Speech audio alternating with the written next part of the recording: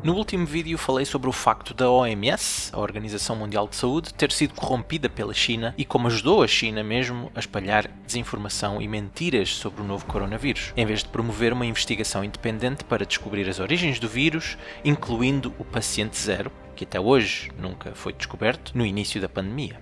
Mas agora, 1 ano e 3 meses mais tarde, a OMS quer ir à China para fazer isso mesmo, descobrir a origem do vírus. Se precisávamos de mais provas que a OMS foi corrompida e não tem qualquer valor para o mundo, e que ao contrário do que deveria ser o seu objetivo, ajudou mesmo a piorar a situação pandémica, aqui as temos. O que vai a OMS encontrar, entre aspas, sobre as origens do vírus 1 ano e 3 meses mais tarde? Já sabemos que a China ordenou que fossem destruídas amostras do vírus em laboratórios chineses e intimidou e provavelmente matou quem tentou expor o facto de um vírus estar à solta na China. E, portanto, o que é que a OMS vai encontrar?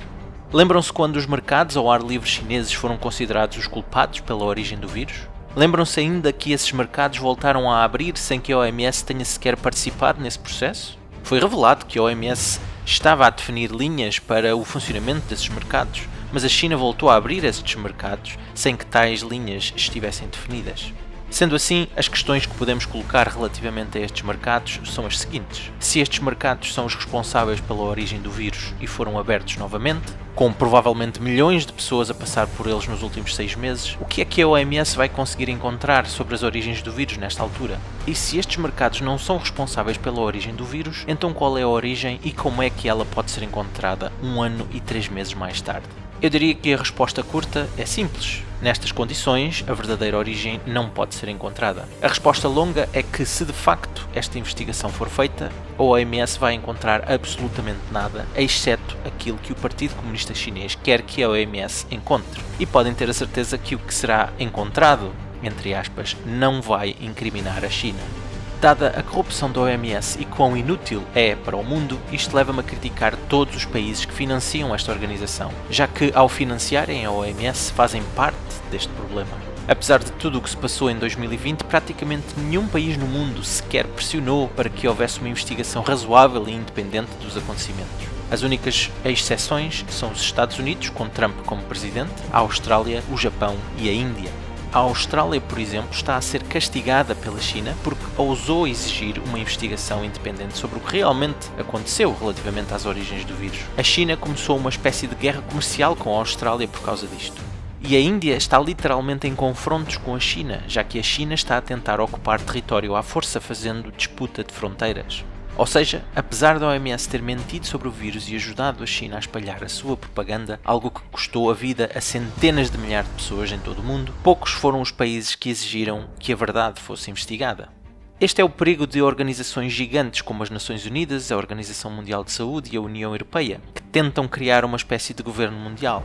E é perigoso porque quando se centraliza e cede o controle de tudo a um pequeno grupo, é quando ditaduras nascem, quando a corrupção passa a ser o novo normal, quando as liberdades acabam e quando as pessoas morrem. Mais exemplos de como a China corrompe estas organizações, nomeadamente as Nações Unidas, é o facto das Nações Unidas terem colocado a China no seu Conselho de Direitos Humanos.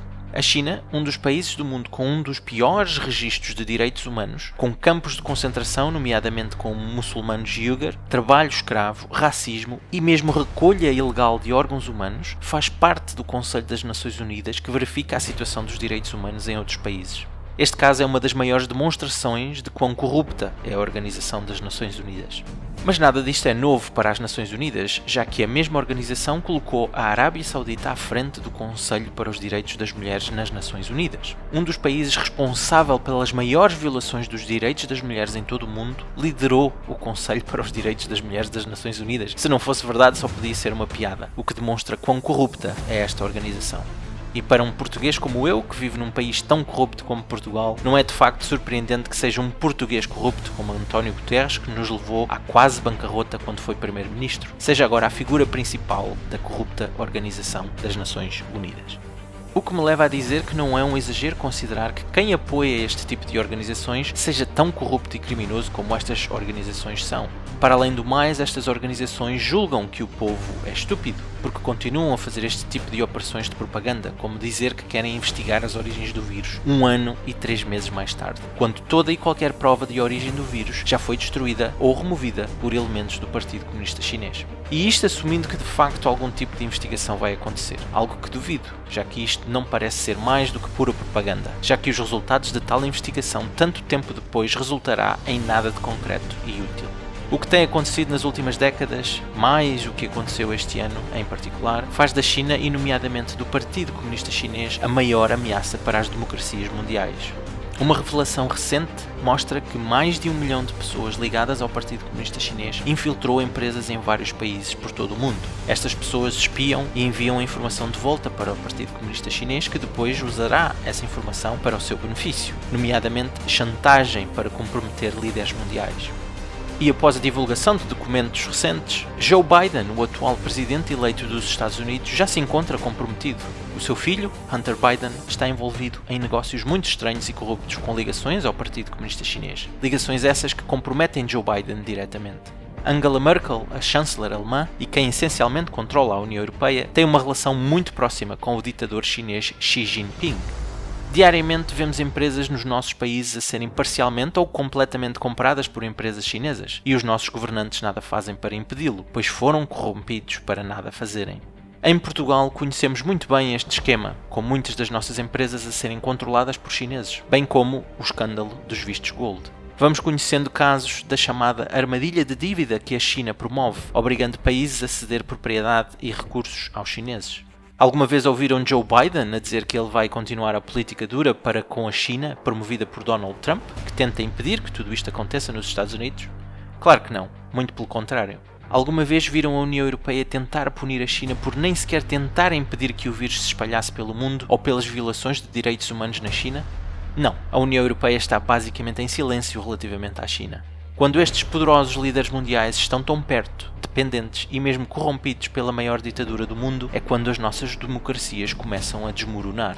Podemos não estar numa guerra literal com o Partido Comunista Chinês, mas eles estão a destruir-nos aos poucos internamente, à medida que infiltram os nossos países, as nossas instituições, as nossas escolas e universidades e corrompem os nossos políticos. A pandemia é apenas mais um exemplo deste comportamento, mas ao nível microscópico. Provavelmente nunca vamos conhecer toda a verdade sobre a origem do vírus, já que a investigação, entre aspas, da OMS vai encontrar exatamente nada 1 ano e 3 meses mais tarde, e depois do Partido Comunista Chinês ter tido bastante tempo para destruir quaisquer provas.